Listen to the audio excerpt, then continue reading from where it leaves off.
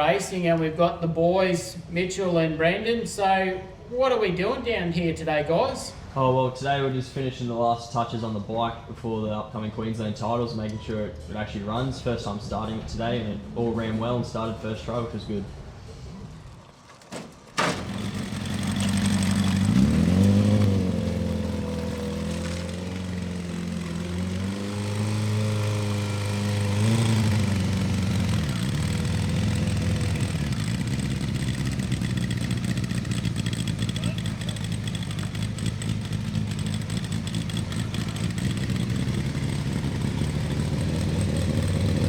So Mitchell, with your racing, you've done a fair bit recently, and you and Brendan gel pretty well. I think I've said this every time I said this, if I had $1 I'd be pretty rich, but you guys did really well up in Rockhampton last year and on an FZR bike. So are you excited to get onto a Suzuki? Yeah, pretty excited. It's going to be interesting to see like the engine characteristics, to see how it all works, and it's a little bit different and a bit more modern, but hoping we can get it sorted. We're lucky we have Stu Dad behind us that knows his jigsaws pretty well and knows how to set them up pretty well. So I'm fairly confident in that reason. Just hopefully it all goes to plan and we get some luck to our side. Yeah, you can have all the preparation you like in the world, but Speedway's a funny sport, isn't it? You've got to have that element of luck, and you guys have been a little bit unlucky in some meetings, but what do you think you can do to sort of ensure that you're going to be there in the end?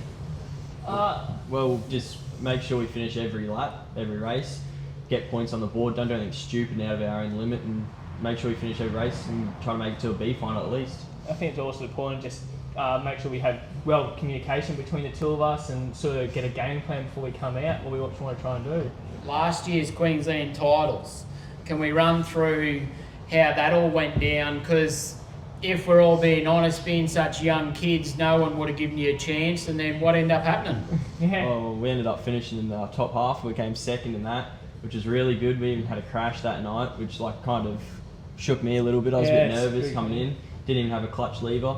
We put vice grips on to get us through to the final, and yeah, we ended up winning the B and then coming second in the title, which was good. Yeah, just kind of shocked us a bit. Yeah. Now, what was the chat like, Mitchell, on the warm down lap? Well, actually, we finished it. It was silent the whole time. It was not until we pulled into the infield to park the bike up, Brandon actually turned to me and said, "Mitchell, we just came second in Queensland." I said, all I said was, "Brandon, I know. I don't know what to do now." We weren't expecting it whatsoever, and especially coming second to Brody, that is a really good rider, and it was great to be right behind him.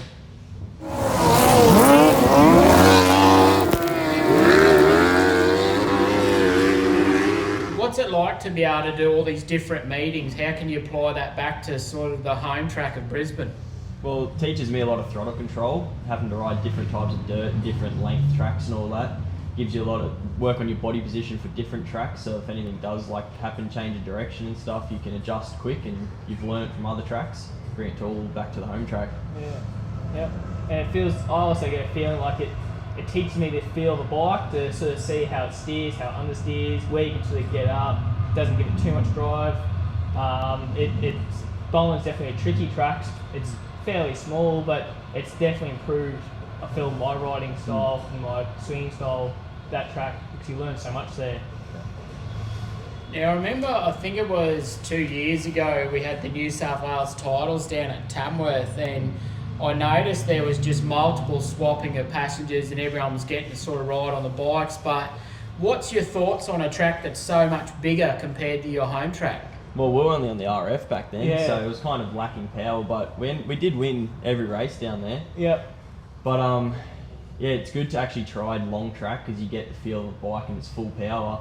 Yeah. But it's a lot different from an RF to like the FZR as well, power-wise. Yeah. So The long track I sort of feel is it's not really boring. Like it's adrenaline for the speed, but it's very slow motion. Like the way, because it's so big, it all moves so slowly, and you can sort of catch it out a lot quicker compared to the short tracks that it all happens just so quick, and you've got to be on your ball a fair bit to save it.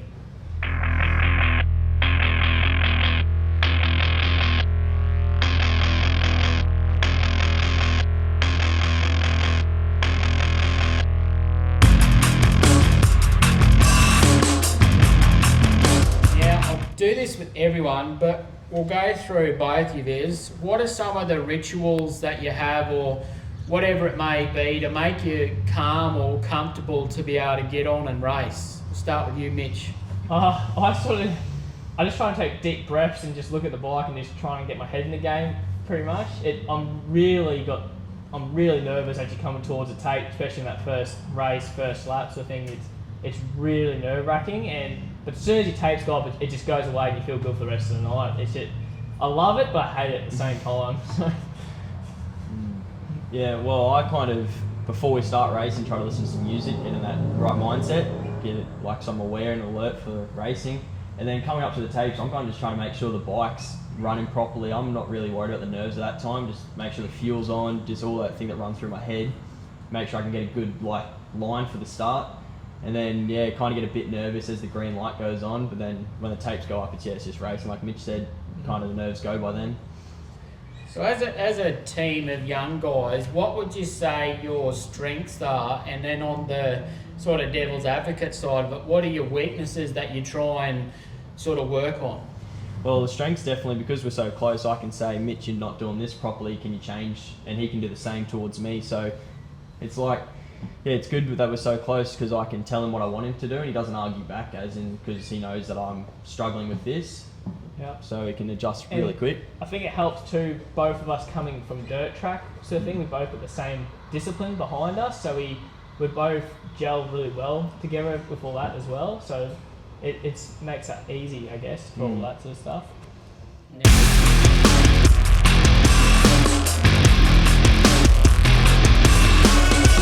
Other side of that, what are some of the weak points that you guys have been trying to work on to boost that up again?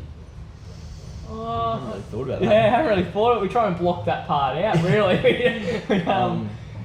A lot of it sometimes is, it can, I don't know, it's something that can be bike set up a little bit. Like, it's hard, because we're so new to it, we don't really know exactly if we move apart, will that do the right thing or not? Will we go backwards, will we go forwards? And because these days the modern sidecars, they got so much adjustment on everything, and I remember one time we kept saying to Dad, the bike's not driving hard, and he said, no it is, we said, no it's not, and he changed it to make it drive hard, and it was unrideable, we couldn't do it. And then when we came to pits, Dad turned to us and said, that's what it means when a bike's driving hard. That opened his eyes a little bit, but that's probably our biggest downfall, is not enough experience in Speedway. Yeah, we're doing the bike stuff. We're just lucky we got Dad behind us and all of our team behind us to help us through it all.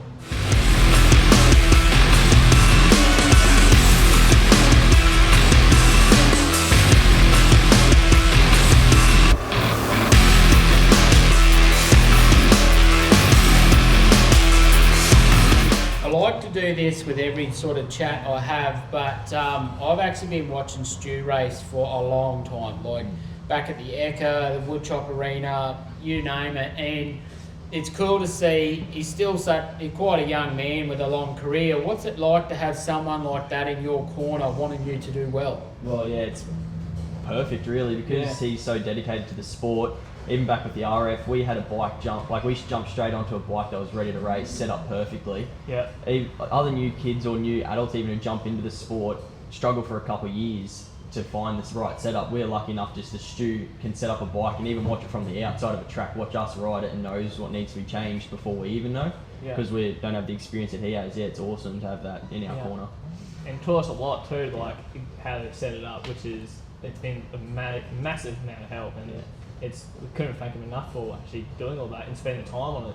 So that's the thing with these sidecars, they're not really something you can just go down to Repco and you buy a chain adjuster or whatever it may be. So everything's sort of custom made to suit the sport. Yeah, that's it. Yeah, Stu's got his lathe and he machines up tons of parts for it to go on and bolt up to hold fairings and everything. So that's really handy. Same as Darryl McLean, he's done so much work for us building. Everything has to be custom, and he's done so much work trying to get it ready and then helping us a lot. And he said we wanted to pay him, and he said no, he just wants to see us back on the track, which is we're super grateful for, and we hope we do him proud when he sees his bike come out on the track.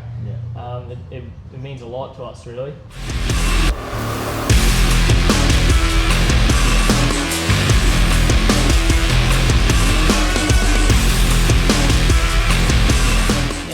guys have touched on something that I do want to talk about.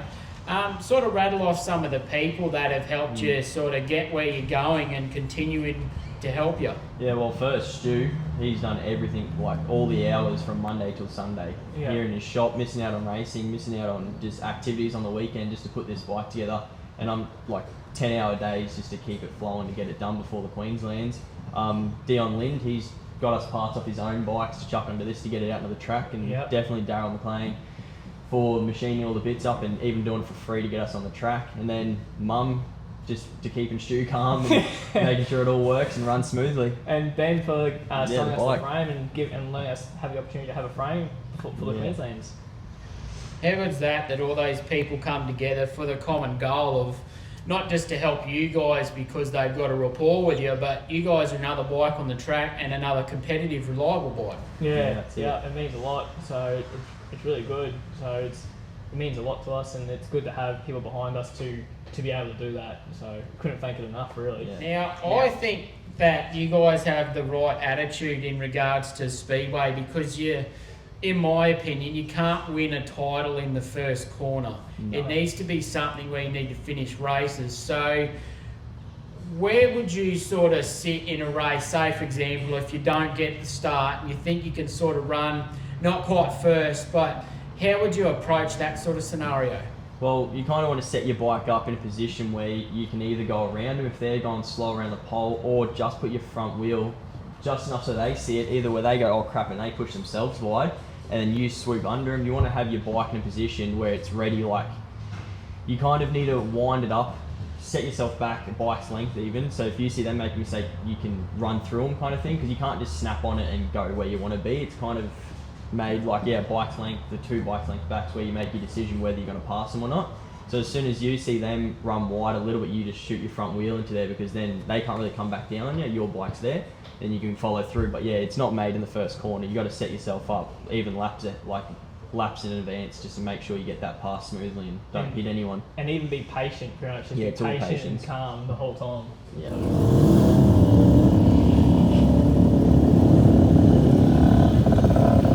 Now, Mitchell, you've done a little bit of swinging with a few different people. Who's someone you've jumped on with and just thought, man, this is fast? Not gonna lie, a couple of meetings I've done with Dad. It's especially at gsxr, the way it's set up. When it goes down the straight, I think it was practice at Bowen too at Moonwell, and it was wheeling down both straights. You sort of go, holy moly, like this is ridiculous. And then, but even with Brandon, before we bought the SR at Gillman, it felt like a good bike. Like when it went down the straight, it just pulls your arms back and it took off, and it felt like it had the power to keep up with them the whole time. But unfortunately, we blew up the engine that race. So as they say, they feel the best before they blow up. So now I want to talk about how do you have the drive to want to keep going when things aren't going your way. For example, if an engine failure, or whether it be a road trip to somewhere that's just been one disaster after the other, what makes you want to go again and try it again?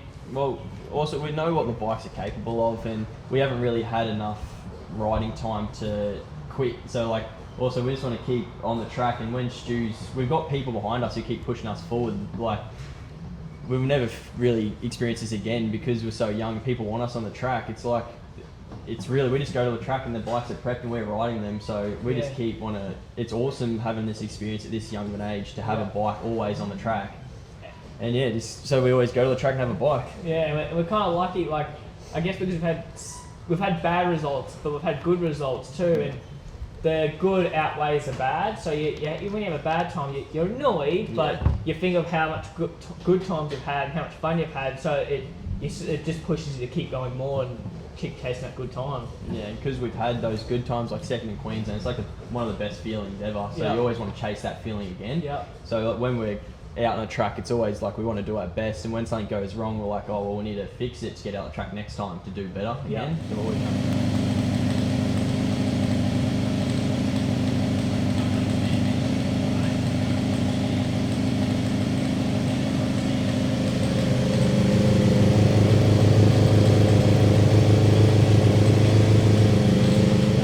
trying to go better than what we've done before. Yeah. So, who is the worst on the road trips? Who's the most annoying person in the team to be with? Well, I sleep the whole trip, so Yeah. I'm out of that. Same but as me, yeah, I sleep a bit. I think Danks has the problem himself pretty much. And Yeah. worst bit's when you turn up the music and he wakes you up. That's pretty Yeah. annoying. But you know, Yeah. or have actually cleaned the windscreen. But you know, sometimes you have to put some sort of tube into it all. So Yeah, it's pretty good. Now,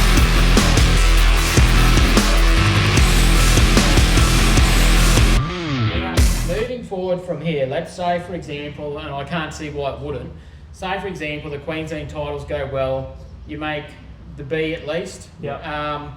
What's the plan moving forward from here? Bike setup, really. yeah, like, bike 'cause setup. we're chucking a brand new bike into the Queensland, so we really don't know what to expect. So I guess the only thing we can really learn from this is bike setup, just Yeah. to better ourselves and get the bike going faster around the track. Yeah, and that just sort of means more practice and trying to do more meetings when they come available. So yeah, just bikes up and practice really. Now, we talked on this before about racing liveries and stickers and stuff like that. Down the line, what are you guys going to do to make your bike look a little bit different but try and fit in with Stu's sort of paint schemes? Well, we've got our own blue frame now, it's our colour, so we'll keep the same design as in like the checkered flag kind of thing, as Stu's got orange and black, and we're going to go blue and black to have our own unique colour and have our own name kind of thing. Yeah. So it look a bit different, but it'll be good. Just more, people sometimes can't know which bike's which. Yeah, we know because our bike has the eyes and Dad's doesn't, but it'd be good just to have our own colour scheme and so people can more recognise us.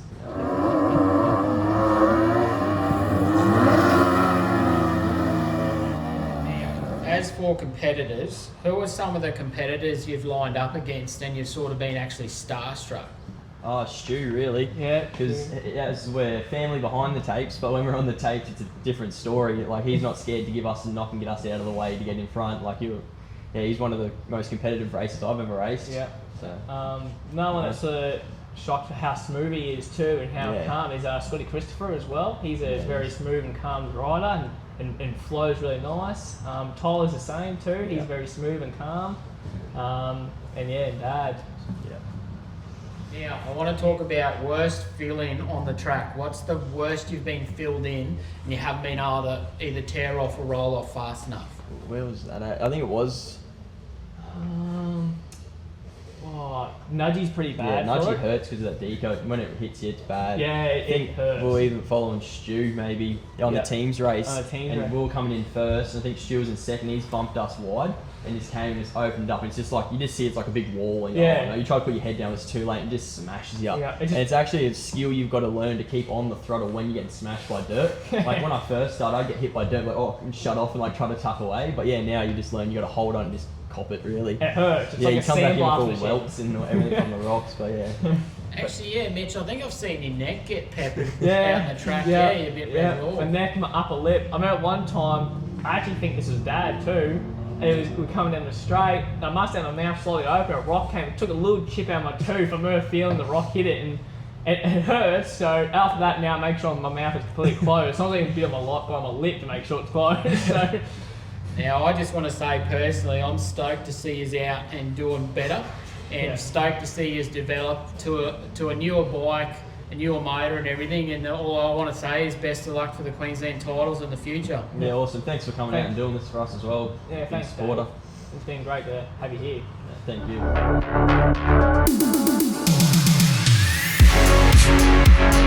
you.